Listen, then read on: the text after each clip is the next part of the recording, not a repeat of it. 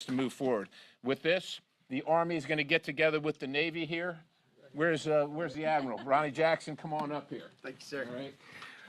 Well, I just want to say thank you all for being here this morning. Thank you to my colleagues here for inviting me to be a part of this, and thank you for your support specifically yesterday. Yesterday was a great day. You know, the Biden administration has made it routine for a long time now to ignore existing law and the will of the people to push their woke social agenda in whichever way they is using the position voters entrusted him with to jam up Biden's woke agenda. I am proud to stand with his efforts, and I know the American people stand with him as well. We're here today to let the American people know that we are just getting started. Again, major victories yesterday, and I would like to turn it over to my good friend from Virginia, Bob Good. Thank you, Congressman Boebert. Thank you to my colleagues for being here today and putting us in this position today. You know, the challenge that we face as a Republican House is we're dealing with an executive branch, an administration that truly does not understand or does not agree with what should be the ultimate purpose of the military. I would say the sole purpose of the military. The purpose of the military is to be the most effective, lethal, fighting and killing machine so that no one wants to challenge us on the planet. That was the case before this administration. But this administration, as soon as they got in office, told our military that the purpose of the military was to fight climate, that climate was the greatest threat to the country. And then right behind that, the greatest threat to the military was racism in the military, white supremacy, white nationalism, whatever that is in the military, God forbid, Trump supporters in the military. And they've perpetrated this relentless assault on the very fabric of our military, the very purpose of the military, and that was reflected, quite frankly, with the NDAAs that we had to vote against. Almost all of us here voted against 4 times last year an NDAA bill that was hurting, harming, weakening our military and taking our focus on what the purpose of the military is. So I want to congratulate my colleagues here today for helping us to put back the focus of what the military is all about. We attacked this social experiment that the Biden administration made our military into. We attacked diversity, equity, and inclusion. We attacked the climate extremism in the military. We attacked the funding for abortion, which has never happened before in the country until the Biden administration. And we attacked funding for transgender surgery for military members, amendments put forward by my colleagues surrounding us and others in the Freedom Caucus. So I'm proud to stand with them today. This is a great step for the for the country and for our military. And now I yield to the Honorable Clay Higgins from Louisiana. Thank you, Bob. Good job, Bob. Good morning, ladies and gentlemen. The Biden administration came into office clearly agenda-driven, and that agenda has permeated through every weave of fabric of our country. So the military is a unique machine, or should be. I'm an Army veteran. The military has to exist through good presidents, bad presidents, you know, effective executive execution of America's policies, agenda to the left, agenda to the right. The military has to continue. And the NDAA is the congressional fingerprints that our armed services have to work within. So as the Republicans came into majority this year, we knew over the course of the last year, the Freedom Caucus has been encouraging our Republican colleagues that would return for the 118th Congress to embrace the conservative ideological perspective of the constitutionalist men and women standing before you. We've gradually shifted the center of gravity of the Republican conference towards the right. So as we became the majority party, it is our duty to adjust the impact of the Biden agenda in every way that we can. We're trying to save our republic here. And the NDAA, I must say that our Republican colleagues across the conference have been very receptive to the clear understanding that we had a lot of damage done in the military over the last 4 years and needed to be addressed. So this is what you're witnessing. You're witnessing a proper an effective correction of the injury that has been brought upon our military. And when we pass the NDAA, and we will, we're going to move on to the next reauthorization and move into 12 appropriations bills, where we've also been working for a year. We are establishing conservative policies into the government of the people that we serve. In doing so, we're pushing back against the very liberal agenda that the Biden administration and 4 years of Democrat majority in the House has forced upon America. We're not the ones that are changing, though. Our ideological principles are solid, unwavering. We're conservative. We're constitutionalist.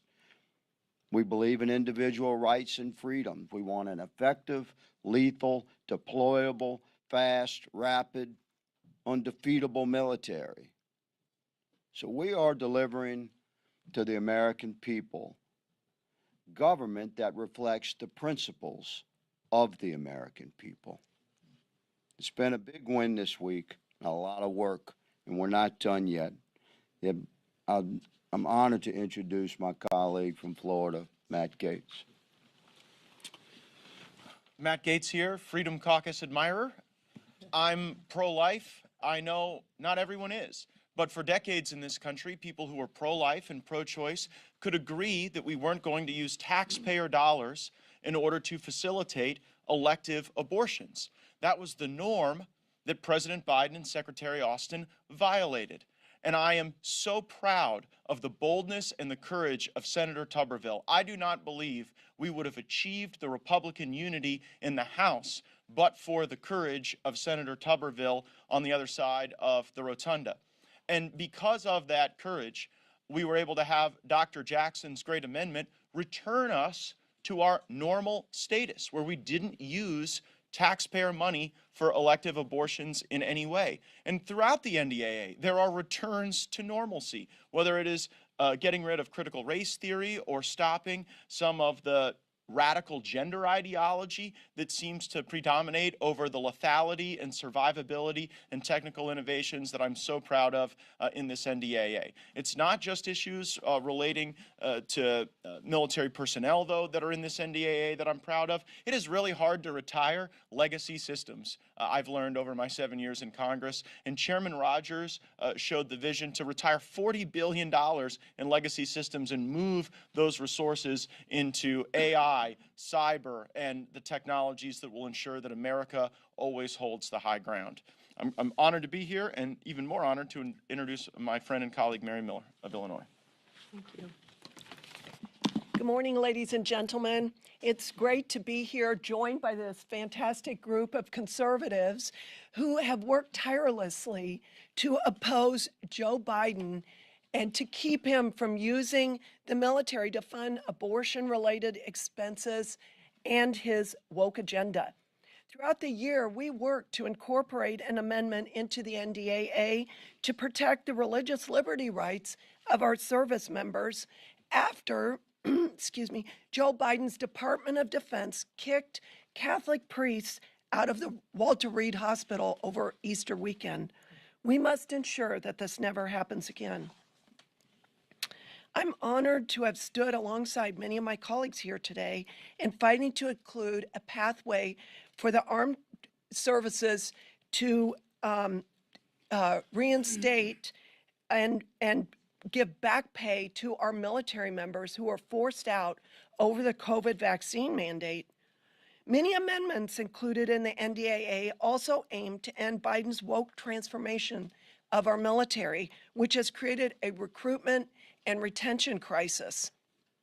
In Congress, my colleagues and I will always support our brave men and women in uniform and their families.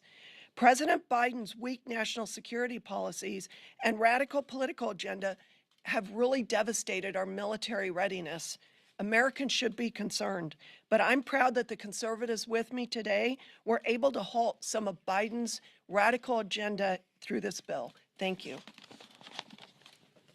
Oh, and now I'd like to introduce my friend, Congressman Norman. Thank you so much, Mary. Proud to stand here with my true patriots. These are fighters behind me, folks. These are people who are willing to put their name on the line and do the right thing. And what a great time in the history of America to do it through the NDAA. You know, our nation's military is supposed to be the strongest, the meanest, the greatest men who put their lives on the line. And the fact that we are diverting money for transgender surgery, we diverted money for abortions, ended. And with Ronnie Jackson's amendment, it was something that it's amazing we have to do this to even debate this issue. But we did. Our message to the Biden administration, we're not going to surrender America. It's time to fight. And the people you have behind me in the Freedom Caucus are willing to do that. I will also say that what Coach Tuberville is doing in the Senate is sending such a positive message. Business as usual is over with. And I hope other senators will join him in holding up the woke, unbelievable, crazy agenda that this Biden administration has had. The day that they can just say that they're going to give this country away is over with. Folks, it's about one word: freedom. It's my honor to introduce Josh Burkeen. Josh. Thank you. Billy Graham once said that when a brave man takes a stand, the spines of others are often stiffened, and I'm proud to stand with the spine stiffening group that's behind me to move a measure to the right, to make sure that is the most conservative measure that has been passed in recent history. Hopefully, we'll see that today. In a word picture, it has been Joe Biden's drag queen story, our reading experiment with our men and women in uniform. And he subjected from the highest rank to the lowest rank everyone to nod in agreement. And why do we have the lowest numbers? Why can't we not reach our goals of recruitment? Why we have to have a military that is lethal, that is prepared to fight the wars that we've always been successful in fighting because we were fierce. And instead of facing it with that ideology, we're wanting to fight culture wars because of this administration. And it's ridiculous. Most people don't realize that you would use an NDAA to pervert the rule of law post the historic decision, Dobbs decision, that said, we're going to get this thing right. No longer is the federal government going to be engaged in advocating abortion. And yet, this administration, in perversion of the rule of law, is using your tax dollars to tell someone in a state that is upholding life, we'll pay for your ability to go to a state that's not. It's crazy that we're having to have a conversation about using your taxpayer dollars to pay for someone's transgender reassignment surgery. Millions of dollars under this administration. Again, perversion of the rule of law. And I am grateful for this group of individuals behind me that is putting the pressure to say this needs to be about being prepared to defend our country, not the social experiment that it's become.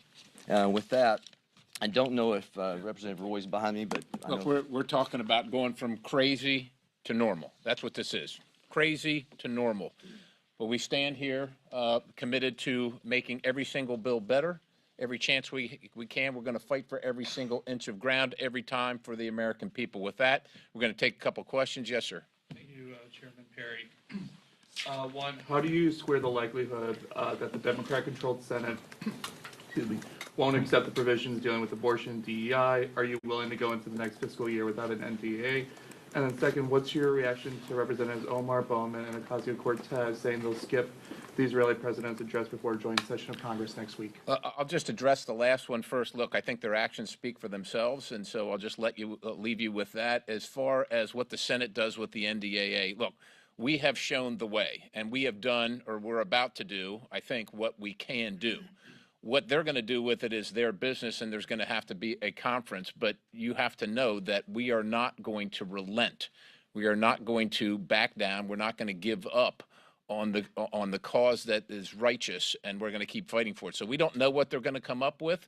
They've got to pass something too, and there are Republicans over there, and quite honestly, hopefully there are Democrats that still believe in the sanctity of life and the fact that the military is not the place for a social experiment. The military needs to be focused on readiness and lethality.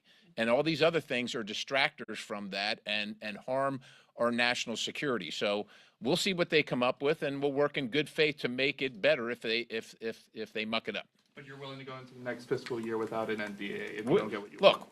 if assuming the House passes our version of it, that's what we can do. That's what we can do. If they send something back that can't get the votes here, we're going to have to work that out. But we're not going to engage in those hypotheticals. Yes, ma'am. Thank you. Are you taking any kind of official Freedom Caucus position in support of the NDAA? No, much praising, and some of your members were expressing concern with a lot of the Ukraine amendments not passing last night and indicating that that might keep them from supporting the bill. And what do you think of it? Yeah, as you know, this is a continual process. A week ago, this bill to many of us looked untenable.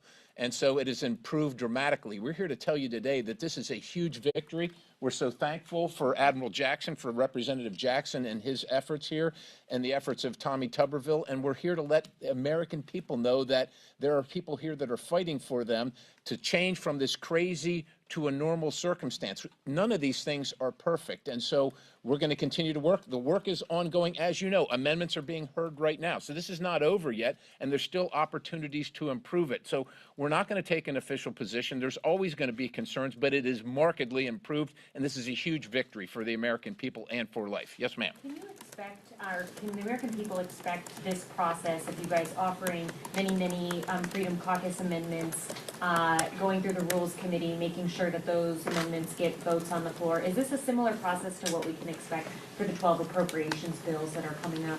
Are you here in January? Yeah, I'm just This is what we were fighting for. As we watched, though, just as we saw how this process played out, it did play out differently than how the debt limit deal played out. We actually saw amendments go through the Rules Committee. So I guess what I'm asking is, this process in particular, is this going to look more like what we see? We're going to use every single tool at our disposal to ensure that we go back, that we change from crazy to normal. We're going to use every tool at our disposal, and sometimes that's going to be a little different as things on the I'm an Army guy, so as things on the battlefield change, we're going to adjust as necessary. But as Matt said, this is exactly what we fought for. And if the committees don't produce bills that reflect the views and the values and the wishes of the American people, they can count on us to fight in every single inch and every single way we can to ensure that those victories are obtained. So you were satisfied with how leadership handled the process on the NDAA?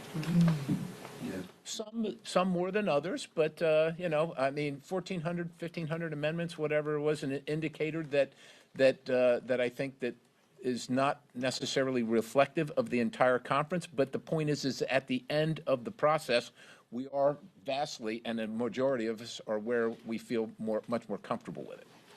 Sure. Is there a compromise that can be had here just based off the current makeup of Congress, or are there certain issues you're going to draw a line in the sand on? There's always a compromise that can be had, but I will just tell you this. We are not going to compromise on values and principles. If our colleagues on the other side of the aisle and some on our side of the aisle want to do the right thing, God bless them. We're interested in doing the right thing with them. But what we're not willing to do is just look for bipartisanship or look to compromise our principles to get their vote. We're going to do the right thing, and we're going to encourage them to come along with us and do the right thing every single time. Lindsay. Is it fair to assume that all of you standing here are going to vote for the NDAA today, and are any of you voting for the NDAA for the first time in your career? I think that we have a very positive view of the members here of the NDAA. I'm not going to speak for every single one. Lindsay, you can make the rounds and talk to each one of them. But again, I think we have made exceptional strides since the beginning of the week on this particular bill by the hard-fought efforts of these members here and others like us. Sir. Can you elaborate a little bit on how transgender reassignment surgery might impede battlefield readiness?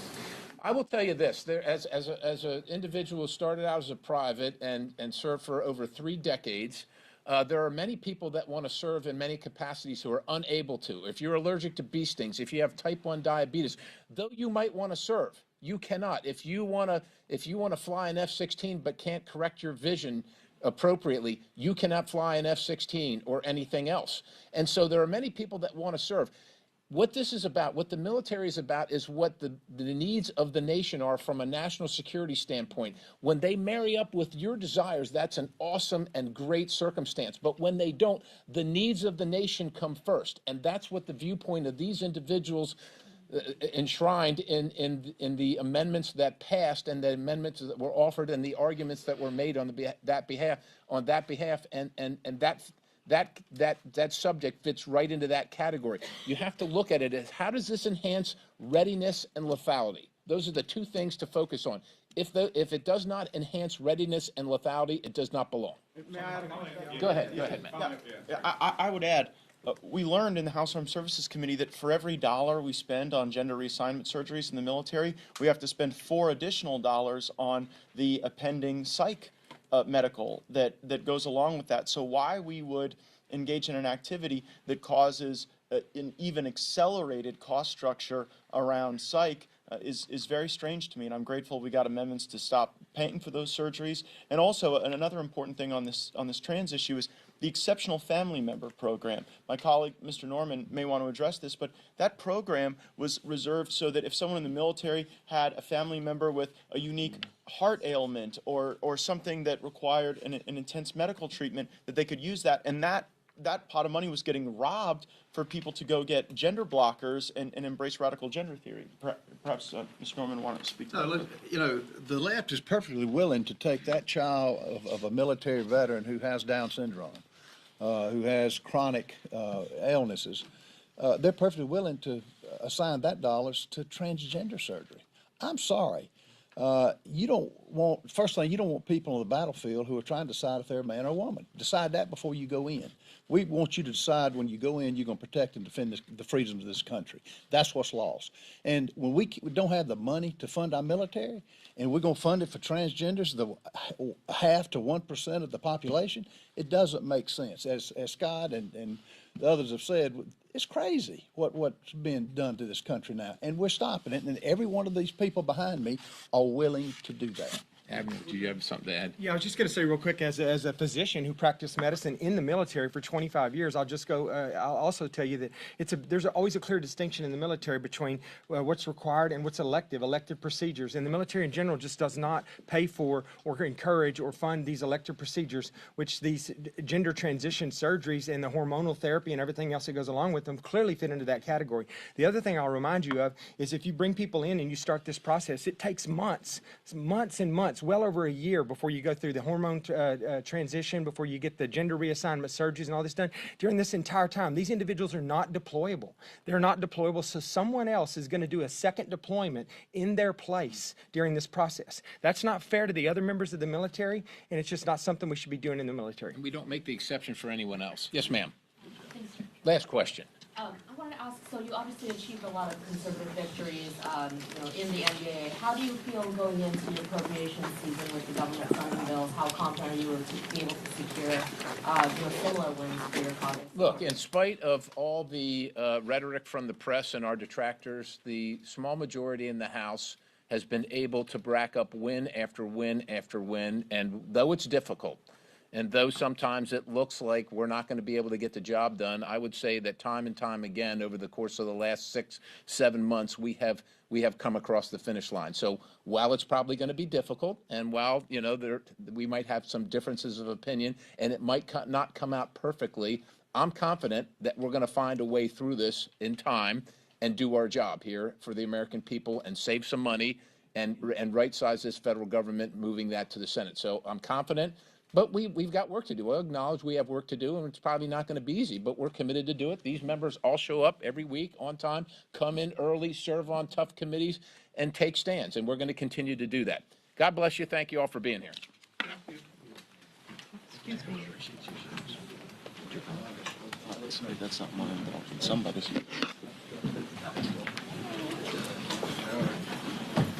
Thank you, sir. No problem.